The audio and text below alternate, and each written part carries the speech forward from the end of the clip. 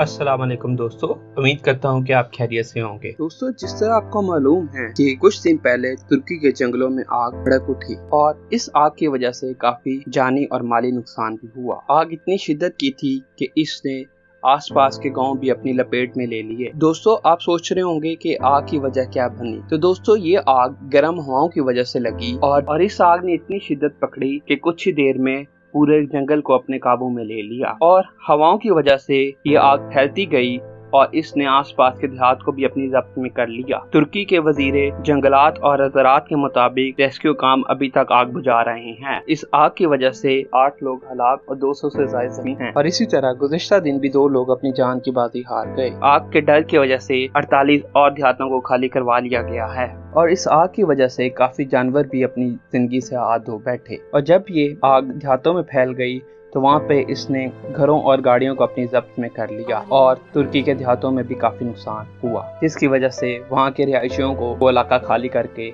दूसरे इलाके में जाना पड़ा।